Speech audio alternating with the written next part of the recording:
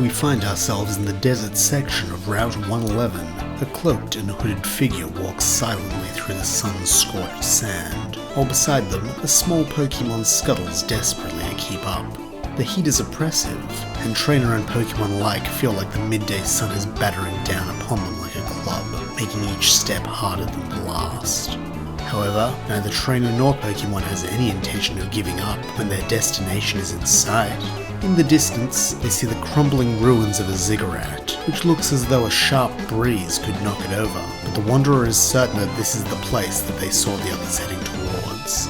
Eventually, they too reach it, but are met by a pair of guards in red uniforms that look remarkably ill-suited for this climate. The guards order the Wanderer and their Pokemon to halt and identify themselves, but this only makes the Wanderer smirk beneath their hood and give their companion a tiny nod.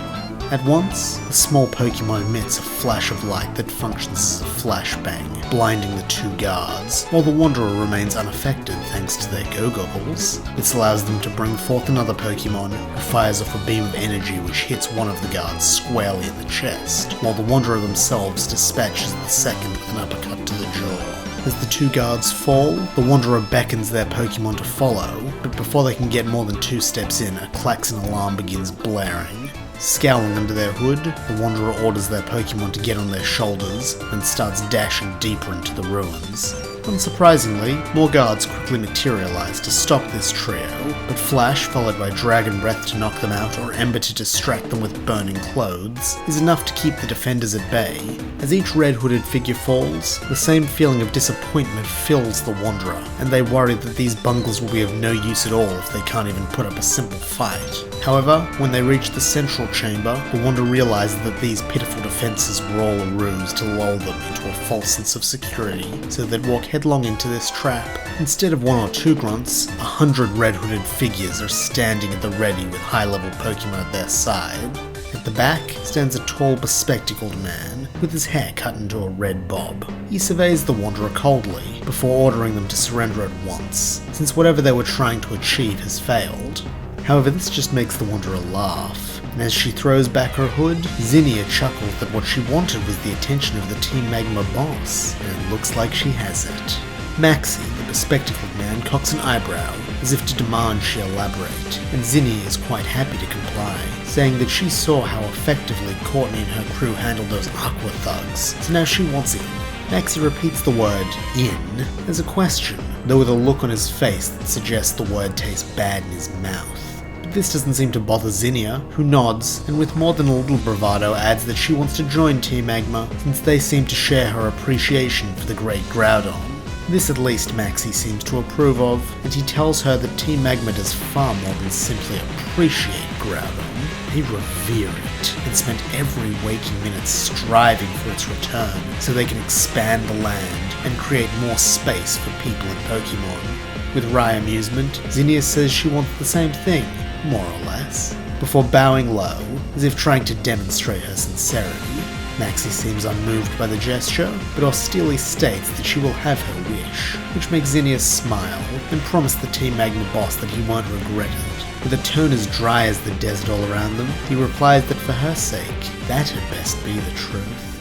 Elsewhere, a barge passes by Lily Cove Harbour, and on its bow stands Ash, feeling the sea air on his face. For the first few days of their journey, he could barely stand for puking as the waves rocked the hold, a fact which did little to endear him to his new Team Aqua colleagues. However, at last, with much encouragement from Matt, he managed to get his sea legs, and now finds a fierce beauty in the way the ocean could be bright and calm one moment, then thrashing with dark fury the next. It reminds him a lot of Zinnia, and makes him miss her all the more, and hope that wherever she is with Team Magma, she is at least safe. However, he swiftly disabuses himself of that notion. With the meteor on the way, no one in Hoenn is safe, unless the two of them can summon the Dragon Lord, and soon.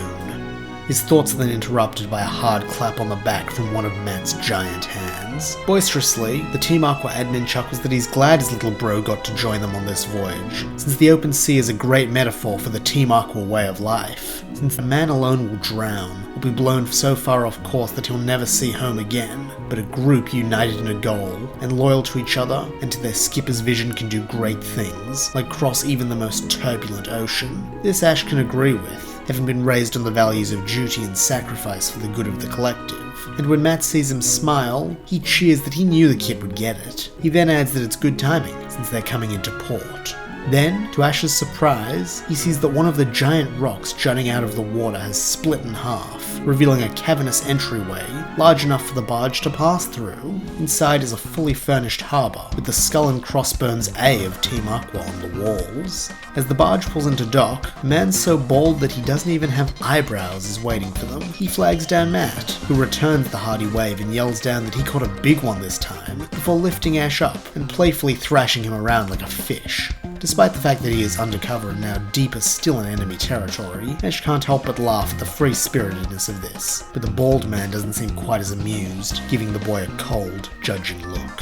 When they disembark, Matt introduces this man as Amber, calling him his trusty first mate. Ash looks confused, so with thinly veiled exasperation, Amber explains in a whiny nasal voice that the way Team Aqua's hierarchy is structured is that there is the boss Archie at the top, followed by his two admins, also known as captains, those being Matt and a woman named Shelley. Each captain then has a trusty right-hand man, informally called a first mate, who liaises between them and the rank and file. As he says this last part, Amber turns his nose up, as though the thought of having to do anything with Ash is disgusting. He then concludes that at the bottom there are grunts like Ash, so he'd do well to respect his superiors if he doesn't want to get assigned to cleaning the head every day for the next month. Ash has never been one to tolerate bullies, and so instead of being cowed, meets the bald blowhard's gaze, and returns a cold look that says he isn't afraid of him at all. Amber in turn adopts an ugly, sneering grin, and says that it looks like Matt's picked up another undisciplined little stray. It'll be up to him to teach this kid some respect, since unless he gets into shipshape, their crew will never be able to function. Then, to the shock and horror of all watching, Amber slaps Ash hard across the face, and with a wheezy little giggle, orders Ash to thank him, unless he'd like another one across the other cheek, clearly testing the boy's capacity to debase himself under orders. However, Ash doesn't say a word. Instead, he just shoves Amber as hard as he can, causing the man to topple backwards and fall off the dock and into the water. Frantically, Amber flails and screams that he can't swim, which makes Ash laugh once more as he pulls out his Pokeball, ready to battle this fool, though his laughter is short-lived, as two of the other grunts coming off the barge grab him under each arm and escort him to the brig. The brig turns out to be a small, bare room with a high window that lets water in whenever a larger-than-average wave crashes through the base. As day turns into night, Ash sits alone with his back against the wall, unable even to bring Trap-in-Chat for company, since he knows the water on the ground would freak it out. Finally, just when Ash begins to consider blasting his way out and going to join Zinnia in Team Magma, the rusty door of his cell swings open, and Matt storms inside looking harried. He tells Ash that he shouldn't have done that, explaining that Amber wants to have Ash brought up on charges of mutiny and flogged, and it's only thanks to his intervention that he was able to talk Amber down. Knowing that someone here put their neck out for him, most of Ash's anger melts away, and he forces himself to smile, as he genuinely thanks Matt. But Matt shakes his head and says to think nothing of it, since Ash is part of the crew, and in the crew, loyalty is everything. This causes a guilty lump to form in Ash's stomach, but he is able to compartmentalize, at least for the moment, and so focuses on business, asking Matt what he was able to talk Amber down to. Matt grimaces and tells the boy the best he could get was 3 days here with no food. Ash explodes that that's unfair, since Amber struck him first. But Matt shakes his head, saying that unfortunately, that's about as lenient as it gets, and maybe next time he wants to shove Amber, he'll remember the pain of a hungry tummy. He then apologizes that he can't hang around, but urges Ash to be strong, before heading back out of the cell and leaving him alone. Meanwhile, back in the desert ruins, after a very thorough inspection to make sure she isn't some sort of Team Aqua spy, Zinnia is at last dressed in her new Team Magma grunt uniform. Thinking it might yield valuable intel, she decides to explore the hideaway, but is swiftly stopped by another grunt. He advises Zinnia not to do that, since she's already on thin ice with the boss, and it would be a shame if he had to get another new partner, since she was too nosy and got whacked.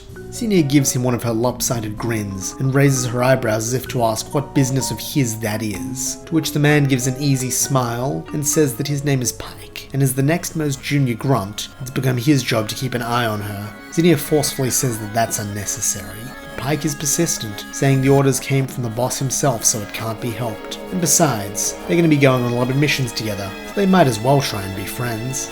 Seeing no way to shake this guy, Zinnia grunts a tacit agreement and gives a flick of her head to indicate that if he wants to get friendly, then he can be the first to start sharing personal details. Pike chuckles and teases that she must love the mysterious and broody shtick, but if that's how she wants it, so be it. He then rattles off that he's originally from Johto, but came to Hoenn recently, that he's related to a famous gym leader, and that his favourite food is seaweed crisps, while counting each fact off on his fingers, as if this sort of transparency is nothing remarkable. He then asks if there's anything else she needs to know to trust him, or if she's ready to start working. Zinnia seems unamused, and says there is one more question she wants answered. Pike smiles that she need only ask, but Zinnia gives him a long level look, before asking why he joined Team Magma. Pike seems a bit surprised by this question, but in an instant, the shocked look is replaced by his previous easy smile, and in a joking tone he says, to destroy it from within, obviously, before giving her a big wink. Zinnia isn't sure how to respond to this, though she is sure the man was kidding about destroying Team Magma. If there was any sincerity in those words, then he might either be a valuable ally or a dangerous obstacle in the way of her summoning Groudon. Either way, she would endeavour to keep an eye on this one, and the easiest way to do that would be to earn his trust. Sweetening her smile to look less savage, Zinnia begins to give an account of her own life that is largely fabricated, but with just enough truth to keep it believable, saying that she grew up near Fall Arbor Town as part of a big family, and that from a young age she was taught to worship Pokemon like Groudon, Kyogre, and Rayquaza, and that's why she's here. Pike nods, saying that he too has a lot of respect for the near-godlike might of such Pokemon, which is good, since the two of them have been assigned a mission which will bring them one step closer to meeting them. Zinnia nods for him to elaborate, and Pike tells her they are to head for an abandoned ship on Route 108, where they will retrieve a scanner said to be capable of locating the fabled Red Orb. When Ash is finally released from the brig and shown to his cabin, he isn't entirely sure it is an improvement, being just as cramped and leaky, though at least this room has a hammock so he doesn't have to sleep on the wet floor. However, Ash's gripes with the accommodation are a second-order issue as his stomach growls, reminding him that he's been living entirely on water for the last few days. Betting that Trapinch must be just as hungry, he begins following his nose in search of some sort of mess hall, but to his dismay, winds up walking right into Amber instead. With a sneer that shows the bald man has no intention of letting bygones be bygones, he snaps that Ash is late, clearly reveling in the confusion on the boy's face. Naturally, Ash asks what he's late for exactly, and Amber just gives a dramatic sigh, saying Ash is late for a meeting with Matt, and that he can't go around disrespecting his betters like that. Ash protests that he didn't even know Matt wanted to see him, but Amber scoffs disbelievingly and grabs Ash by the wrist, dragging him away from the smell of food. Leading Ash up some stairs, Amber throws the boy through a set of doors that lead to an office with thick blue carpet, which mercifully breaks his fall. Stumbling to his feet, Ash sees Matt seated on a large couch, also blue, behind a desk. When Matt sees that he has Ash's attention, he throws his arms wide and calls this place a pretty sweet setup, before explaining that this is their boss Archie's private office, but since he left this morning to do his other job, Matt's been left in charge. Ash congratulates the friendly admin before asking why he's been dragged up here. Matt briefly facepalms, laughing that he'd completely forgotten to tell Ash to meet him up here, and apologizes for Amber's overzealousness, calling him a loyal lieutenant, but a bit uptight. Ash dryly states that he'd noticed that, and so Matt continues, saying they have two orders of business, the first being this. He then pulls a bundle of clothes from inside the desk and slides them across to Ash with a big smile. Ash inspects them and sees that they are the bandana, striped top, and ragged pants he'd seen other male grunts wear. However, Matt beams that Ash shouldn't look so serious, since this is his official induction into Team Aqua, and a cause for celebration. Ash forces another smile, and thanks the big man, even calling him bro. This delights Matt, who pats him on the back, saying that now the stuffy stuff's over, they can get down to the fun part of initiation, before asking Ash if he knows how to fish. Having grown up inside a mountain, Ash admits that he doesn't, but Matt says that's fine, yelling to Amber that he's coming too. Both Ash and Amber protest, but Matt sternly tells his subordinates that Amber is the best fisherman in the whole team, so if his little bro's gotta learn, then he might as well learn from the best. This only annoys Ash and Amber more, since now not only do they have to go somewhere together, but they need to specifically work with each other. However, as a loyal soldier, Amber doesn't protest, and with a hung head, Ash also complies. A few minutes later, the trio, along with a pair of grunts who introduce themselves to Ash as Ms, a girl, and Mast, a boy, are standing on the base's docks, though this time, instead of boarding a heavy barge, Matt leads them to a sleek speedboat. Taking his place at the helm, Matt engages the throttle, and with a roar the little vessel shoots forward so fast that the grunts on duty barely have time to open the doors. As the open air hits them, Ash can't help but be reminded of the feeling of flying on Latias's back, and so lets out an exhilarated whoop. Matt is next to take up the cry, with Miz and Mast following soon after, so that before long, all four of them are howling like wild Pokemon as they tear their way across the blurring open ocean. The only one who doesn't join in on the cheer is Amber, who crosses his arms and snidely sneers at Ash, Miz and Mask for their lack of decorum before going to inspect the fishing gear. Finally, Matt slows the boat to an idle, bringing their joy to a halt, and instructs the others to gather round for initiation. Miz and Mars start clapping Ash on the back, while Amber suddenly thrusts a fishing rod into his arms. Ash is no fisherman, but even he can tell this isn't a great rod. Maybe it's good, but honestly, looks kinda old. But nonetheless, he takes the pole and moves it back and forth in his hands, doing a brief thwishing motion, in line with Amber's grunted instructions. Matt then lays a guiding hand on Ash's shoulder and tells him it's time to cast his line. Ash looks up at the big man and expresses confusion, since he still doesn't understand what fishing has to do with initiation. But Miz steps in, and she explains that it's Team Aqua tradition for each new member to catch a water type, and the saying goes that the more capable that catch is of carrying them across the ocean, the further they'll go in the team. Amber then proudly brags that he and Matt both caught Sharpedo, which should be obvious considering how far they've risen. However, Miz scoffs that with how full of hot air Amber is, she thought he caught a drift bloom.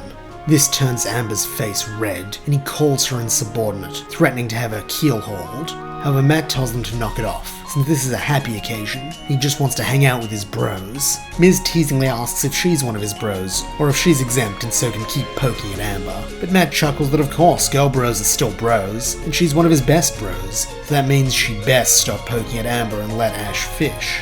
This amuses Miz, and so the pair fist bump while she sticks her tongue out at Amber. Amber's face stays that ugly shade of red, and Mars tries to quickly defuse the situation, being the most conciliatory of the group. He lays a hand on Amber's shoulder to show that he still respects him. However, the first mate promptly shrugs him off, telling Mars not to touch him and calling him a dreg. This only makes Ash despise the bald man more. But when he is ordered to cast the line already, he does so, hoping that whatever he catches will be big enough to eat Amber. Unfortunately, after almost 10 minutes without a nibble, the only thing that gets his line, Ash can already tell will be rather shrimpy. Nonetheless, he reels it in and finds a tiny Magikarp on the end of his line. At once, Amber begins laughing hysterically, and even Miz can't resist a little chuckle at Ash's expense. Matt has the decency not to laugh, but Ash can tell from the look in his eyes that he is more disappointed than anyone at this poor omen for his little bro. Mars then pulls out a Pokeball and hands it to Ash, saying that maybe this isn't such a bad sign. Magikarp might be weak, but they have lots of potential, so maybe it's the same with Ash. A small fry now, but destined to make a big splash someday. Ash thanks him for the kind words, not believing any of them, before bonking his tiny fish over the head and adding it to his team. He then asks Matt what they're supposed to do now, and Matt puts on a brave face, saying that now they can head home and celebrate, but a buzzing in his pants causes him to break off mid-sentence. Pulling out a Pokénav, he flicks it open and places it to his ear. For a few moments he listens, only grunting his understanding, and then when the other person hangs up, he stows the device back in his pocket.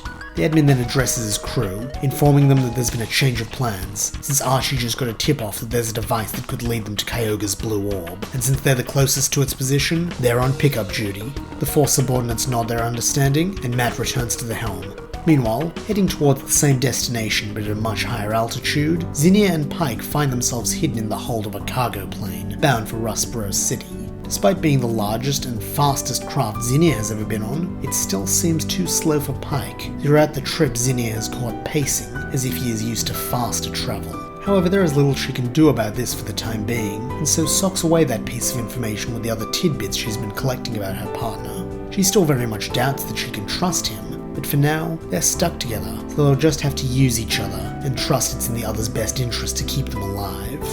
Finally, Pike grunts that it's time, and so Zinnia dashes across the cargo hold and slams on a big red button on the opposite wall. At once, alarms start blaring as the hatch begins to open, and Zinnia has to clutch tight to a pipe to not be sucked out with the cargo. Naturally, the crew are alerted, and so come to investigate these two stowaways, but Pike is ready to handle that part of their escape, yelling at Zinnia to let go, and he'll follow her in a moment. not wanting to show any sign of fear in front of this man, and reminding herself that he probably wants her to live, she releases her hold on the pipe and allows herself to be sucked out into the great blue void beyond. For a moment, she feels the sensation of utter weightlessness, before the world rights itself, and very sternly reasserts that she is not where she belongs, by tugging down with incredible force. Zinnia begins to plummet end over end, but this doesn't bother the girl, who pulls a tab on her pack, igniting the boosters on her jetpack, the same model that Courtney and her group had while attacking the museum back in Slateport. Thanks to the rockets on her back, Zinnia's fall begins to rapidly decelerate, until she is comfortably gliding towards the rundown old ship. Not long after, she hears a second whoosh, and looks up to see Pike gliding towards her at a similar relaxed pace. The duo touch down on the abandoned ship, and disengage their jetpacks with a silent nod to each other. Pike then pulls out a shiny new PokéNav Plus, and uses it to get a schematic of the ship. He says that based on their latest intel, the scanner will most likely be somewhere in the bowels of the ship, so they should start there, and if they can't find it, work their way back up the decks. Zinnia agrees, and so the pair begin searching for a way inside. However, little do the Team Magma duo realize they are not alone. Coming along the other side of the abandoned ship is Matt and his group of Team Aqua allies. Recognizing Pike and Zinnia's uniforms as that of their sworn enemy, Matt tells his friends that they're going to split up. He, Miz and Mast will approach from the front and try to get the Magma Jerk's attention, while Ash and Amber take diving equipment and look for an alternate way in to see if they can nab the scanner first. Ash and Amber are understandably reluctant about being paired together, but they both comply, each having a sense of duty to the mission, though what that mission is entirely different. And so, without a word, the two rivals strap on their gear, give each other equal unhappy looks, and take the plunge into the depths below. And that's where we'll leave things, with Team Aqua and Team Magma in hot pursuit of a prize that only one can claim. Who will come out on top in this clash of teams? Will our heroes be forced to fight each other? And will everyone make it out alive? Or will some be lost forever to the abandoned ship? Find out when the journey continues.